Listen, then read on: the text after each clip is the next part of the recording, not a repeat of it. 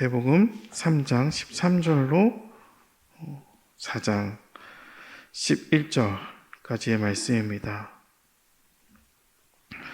우리 같이 교독하겠습니다. 이때 예수께서 갈릴리로부터 요단강에 이르러 요한에게 세례를 받으려 하시니 요한이 말려 이르되 내가 당신에게서 세례를 받아야 할 터인데 당신이 내게로 오시나이까? 예수께서 대답하여 이르시되 이제 허락하라. 우리가 이와 같이 하여 모든 의를 이루는 것이 합당하니라 하시니 이에 요한이 허락하는지라.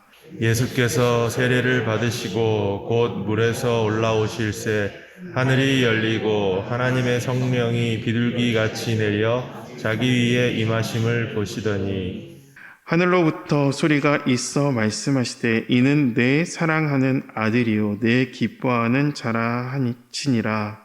그때에 예수께서 성령에게 이끌리어 마귀에게 시험을 받으러 광야로 가사 40일을 밤낮으로 금식하신 후에 줄이신지라. 시험하는 자가 예수께 나와서 이르되 내가 만일 하나님의 아들이거든 명하여 이 돌들로 떡덩이가 되게 하라. 예수께서 대답하여 이르시되 기록되었으되 사람이 떡으로만 살 것이 아니요 하나님의 입으로부터 나오는 모든 말씀으로 살 것이라 하였느니라 하시니 이에 마귀가 예수를 거룩한 성으로 데려다가 성전 꼭대기에 세우고 이르되 내가 만일 하나님의 아들이거든 뛰어내리라. 기록되었을 때 그가 너를 위하여 그의 사자들을 명하시리니 그들이 손으로 너를 받들어 발이 돌에 부딪히지 않게 하리로다 하셨느니라. 예수께서 이르시되 또 기록되었으되 주 너희 하나님을 시험하지 말라 하였느니라 하시니 마귀가 또 그들을 데리고 지극히 높은 산으로 가서 천하 만국과 그 영광을 보여 이르되 만일 내게 엎드려 경배하면 이 모든 것을 내게 주리라. 이에 예수께서 말씀하시되 사탄아 물러가라. 기록되었을 때 주 너의 하나님께 경배하고 다만 그를 섬기라 하였느니라. 이에 마귀는 예수를 떠나고 천사들이 나와서 수종 드니라. 아멘. 네, 오늘 말씀은 세례 요한의 예수님께서 세례를 받는 말씀부터 시작이 됩니다.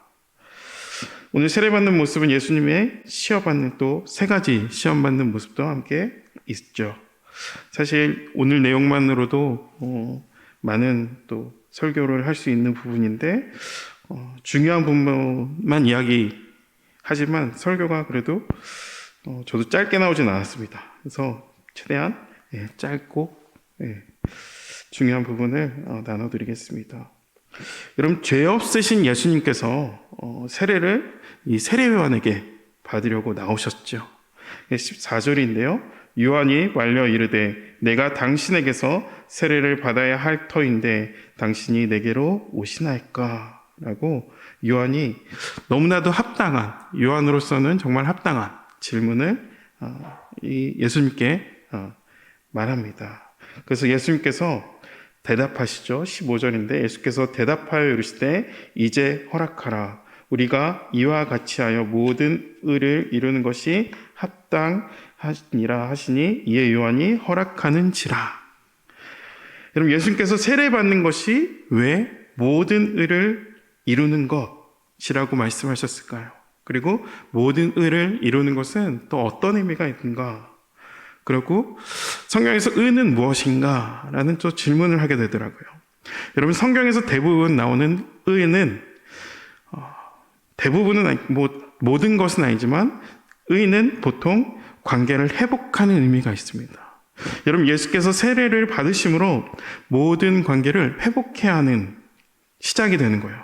예수님께서 오신 목적도 하나님과 단절된 사람들의 관계를 회복하는 것, 화목하기 위해서 오셨기 때문이죠.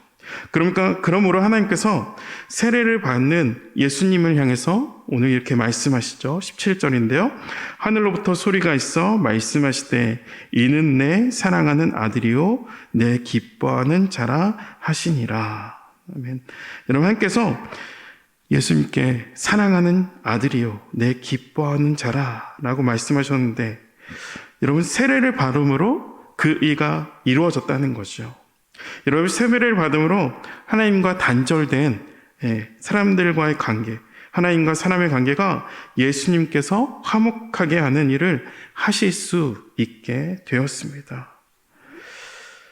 여러분, 우리의 자녀들이 학교에서 무언가를 잘하고 1등을 하고 남부럽지 않게 여길 수 있는 무언가를 했다고 해서 하나님은 기뻐하지 않을 수 있다는 것이죠. 여러분, 육신의 부모는 그것을 기뻐할 수 있죠. 그리고 우리가 그 아이들을 향해서 내가 널 기뻐한다 라고 이야기하고 있지만 하나님은 그렇게 기뻐하지 않을 수도 있어요. 그래서 또 우리를 위해서 대합하면 우리가 뭘 잘하고 사업이 잘 되고 일이 잘 되고 하는 것이 우리의 기쁨이 될 수 있지만 하나님은 기뻐하지 않을 수 있다는 것이죠. 그러니까 사람들이 보기에 영광스러운 자리보다 하나님의 뜻을 따르는 자, 하나님의 말씀에 순종하는 아들이 바로 하나님의 기뻐하는 자녀, 그리고 그 자녀를 하나님께서 기뻐한다라고 여길 수 있습니다. 여러분, 예수님은 세례를 받아야 할 이유는 없지만 세례를 받아야지 하나님께서 뜻하셨던 사람을 구원할 수 있는 하나님의 뜻을 따라서 세례를 받는 아들에게 하나님은 기뻐한다라는 거죠. 그 하나님의 뜻을 이뤄가는 과정 가운데 세례를 받았기 때문에 하나님은 그 뜻대로 사는 그 아들을 향해서, 예수님을 향해서 내가 너를 기뻐한다 말씀하셨다는 거예요. 그래서 기뻐하는 자가 어떤 자인가 우리에게 다시 한번 묵상이 되는 부분인 것 같습니다.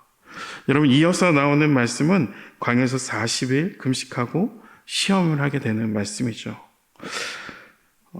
4장 3절에 보니까 시험하는 자가 예수께 나와 이르되 내가 만일 하나님의 아들이거든 명하여 이 돌들로 떡덩이가 되게 하라 라고 말하고 있습니다.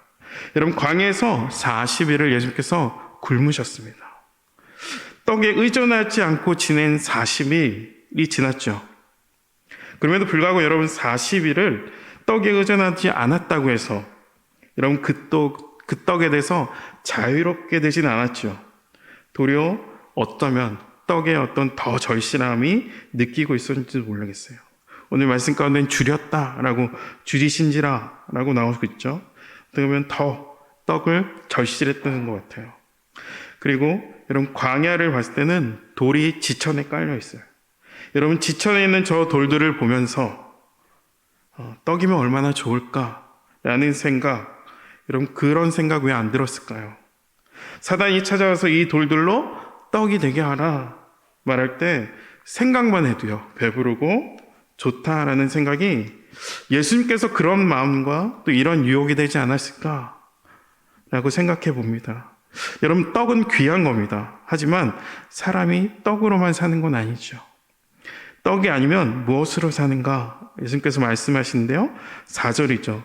예수께서 대답하여 이르시되 기록되었을 때 사람이 떡으로만 살 것이 아니요 하나님의 입으로부터 나오는 모든 말씀으로 살 것이라 하셨느니라 하시니, 여러분, 하나님이 떡으로만 살 것이 아니라고 예수님은 말씀을 고시우며 살아가는 사람들이 있다, 그렇게 살아야 된다 라고 이야기합니다. 말씀하십니다. 여러분, 다른 것, 그렇죠? 말씀 아닌 다른 것, 특별히 물질, 그렇죠? 특별히 돈 하는 시대, 어쩌면 그런 것들이 가장 최고로 여기는 시대, 그렇죠? 그래서 뭔가 더 받는 것이 있기 때문에 명절도 추석보다는 설을 더 좋아하잖아요. 저도 어릴 때 그랬던 것 같아요. 뭐 세뱃돈을 제 마음대로 쓸 수 있는 건 아니지만 무언가 받는 기쁨이 있다는 것이죠. 그럼에도 불구하고 돈이 아니라 하늘을 최고로 여기며 살아가는 저와 여러분이 되실 줄 믿습니다. 여러분, 두 번째 시험은요, 5절과 6절에 있는데요. 이에 마귀가 예수를 거룩한 성으로 데려다가 성전 꼭대기에 세우고 이르되 내가 만일 하나님의 아들이거든 뛰어내리라. 기록되었을 때 그가 너를 위하여 그의 사자들을 명하시리니 그들이 손으로 너를 받들어 발이 돌에 부딪히지 않게 하리로라 하였느니라. 여러분, 성도의 삶을 보며 사람들에게 물어보죠. 도대체 하나님은 어디 있는가? 그렇죠? 정말 하나님이 살아계시냐는 그런 질문을 받을 때가 있습니다. 그리고 그럴 때마다 우리는 그 하나님을 보여주고 싶은 마음이 있죠. 정말 당장 뛰어내려서, 그렇죠? 내가 어려운 상황 가운데 구원하신 그 하나님을 정말 히어로들처럼, 영화 나오는 사람들처럼 뛰어서 떨어지는 우리를 하나님께서 붙잡아 주시는 그것을 보고 싶어, 보여주고 싶은 마음 또한 있다는 것이죠. 그래서 그런 비슷한 이 사단의 말을 예수님께 십자가에 당했을 때 한 강도를 통해서 또 한 번 듣게 돼요. 하나님의 아들이거든 십자가에서 내려오라. 뛰어내려서 하나님께서 구원하신 것을 하나님께서 행하시는 일들을 보이라 라고 이야기하는 것이죠. 그러므로 말미암아 조롱하는 사람들을 입을 또한 막고 싶은 마음 또한 있죠. 그럼에도 불구하고 예수님은 여기서 뛰어내리지 않으셨습니다. 여기 성전 꼭대기에서 뛰어내리시지 않으셨고요. 붉은 피가 흘러내리고 있는 여러분 십자가에서도 뛰어내리지 않으셨습니다. 7절인데요. 예수께서 이르시되 또 이렇게 그때 주 너의 하나님을 시험하지 말라 하였느니라. 그러니까 예수님은 지금 이 자리에서 뛰어내리면 그 자체가 예수님이 하나님을 시험하게 되는 일이 되는 거예요. 예수님은 여기 기다리는 것이 하나님을 시험이 아닌 신뢰하는 일이 되는 것이죠. 뛰어내려서 시험하지 않고 여기 기다려서 신뢰하는 법을 예수님께서 바로 우리에게 보이십니다. 내가 지금 살아가는 자리가 하나님과 동행하는 자리라면, 여러분 여기는 뛰어내릴 자리가 아니라 도리어 아무리 힘들고 나의 상황이 어떨지라도 도리어 그것을 붙들어야 하고 하나님을 신뢰해야 한다는 것이죠. 여러분 세 번째 시험은 사단에게 엎드려 경배하라 라는 이야기를 하죠. 8절과 9절인데요.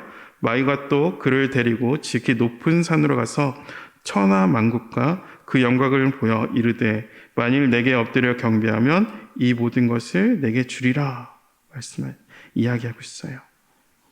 여러분 예수님이 엎드려 절하면요 사단이 천하 만국 영광과 권세를 주겠다 이야기합니다. 그렇죠? 그래서 순식간에 예수님께 천하 만국을 보여주는 거예요. 지금 광야에 있었는데 당시 천하 만국은 로마 제국이겠죠. 그 제국의 모습을 보여주면서 정말 광야에는 풀 한 폭이 자라기 힘든 땅이고 돌이고 그 횡령한 바람만 무성한 곳인데 그 광야에서 여러분 제국 정말 화려한 도시를 봤다면 어떤 마음이 들까요? 여러분 견물생심이라고 하죠. 물건 하나를 살 때도 좋은 물건을 보게 되면 여러분 좋은 것을 봤기 때문에 다른 것, 덜 좋은 것이 눈에 차지 않는다는 거예요. 그러니까 보고 나면 보암직도 하고 먹음직도 하고 갖고 싶어져요. 이렇게 보암직도 하고 먹음직도 한 것을 갖게 해주겠다는 그 소식은 큰 복음이죠. 영광의 트로피가 그 앞에 있는 거예요. 그러니까 속는 셈 치고 그냥 굽혀주면 되는 거예요, 한 번. 그러면 그 모든 영광이 내 것이 될 수 있다는 것이죠. 하지만 예수님은 단호하게 말씀하십니다. 10절 이에 예수께서 말씀하시되 사탄아 물러가라. 기록되었을 때 주 너희 하나님께 경배하고 다만 그를 섬기라 하였느니라. 아멘. 여러분 영광은 나의 것이 아니다. 예수님은 말씀하십니다. 또 그렇게 얻은 것이 나에게 영광을 가져다 줄 줄은 모르겠으나 그 영광은 원래부터 예수님의 것이 아니었다는 거죠. 하나님께서 하나님 되심을 가로채고 하나님 자리에 앉으려는 탐욕. 여러분 그 인간의 탐욕이 결국 여러분 선악과를 한 입 베어물게 했어요. 여러분 사단이 내게 천하만국 모든 권세를 준다면, 그래서 내가 이 천하만국을 다스리는 자가 된다면 실은 그건 너무나도 끔찍한 일이죠. 여러분 이 땅에서 그보다 큰 재앙은 없습니다. 내가 아니라 바로 하나님이 다스리는 하나님 나라, 하나님 세상이 되어야 합니다. 예수님은 어떤 제국이 아닌 천국을 위해 오셨습니다. 이런 황제의 통치가 아닌 하나님만의 그 안에 드는 삶을 살라고 우리를 부르시기 위해 저와 우리에게 예수님이 찾아오셨습니다. 여러분, 예수님의 시험받은 것에 있어서 또한 놓치지 말아야 할 것은 사단이 계속적으로 우리에게 의심을 하게 한다는 거예요. 네가 하나님의 아들이거든, 예수님께 했던 것처럼, 그렇죠? 너가 교회거든, 너가 성도거든, 그렇죠? 너가 성도인데 해보라고 유혹한다는 것이죠. 여전히 넌 그렇게밖에 못 사냐고 유혹을 한다는 거예요. 그렇죠? 하나님이 널 사랑하는데 널 성도라고 불렀는데 왜 계속 어려운 삶이 너의 삶이냐, 그런 모양 그 꼴이냐라고 세상은 우리에게 하여금 하나님을 의심하게 합니다. 그럼 그때 우리의 반응은 예수님이 하신 것처럼 말씀을 붙들고요, 하나님을 시험하는 것이 아닌 하나님을 신뢰하라는 것이죠. 여러분, 세상에서 무언가 가진 것이 있어서 남부럽지 않는 사람들을 혹시 여러분 명절 중간에 만나셨을 수도 있습니다. 하지만 하나님은 남부럽지 않는 삶을 요구하지 않는다는 거죠. 하나님은 하나님 앞에서나 사람들 앞에서나 부끄럽지 않는 삶을 우리에게 요구하십니다. 여러분, 이런 삶을 살 때 살해받으신 예수님 향해서 내가 널 기뻐하는 자다라고 말씀하신 하나님 말씀을 기억하시고 우리도 하나님께 기쁨의 자녀로 또 기쁨의 교회로 살아내시기를 축복합니다. 이 시간을 같이 기도하겠습니다. 하나님 아버지, 감사합니다. 하나님, 예수님의 세례를 받으신 사건을 통해 또 예수님의 시험 받으심을 통해 다시 한번 우리의 믿음과 우리의 신앙을 점검합니다. 우리에게 의심하게 하는 세상과 또 의심하게 하는 상황과 환경 가운데 우리 믿음이 흔들리지 않게 하시고 온전히 하나님을 신뢰함으로 말미암아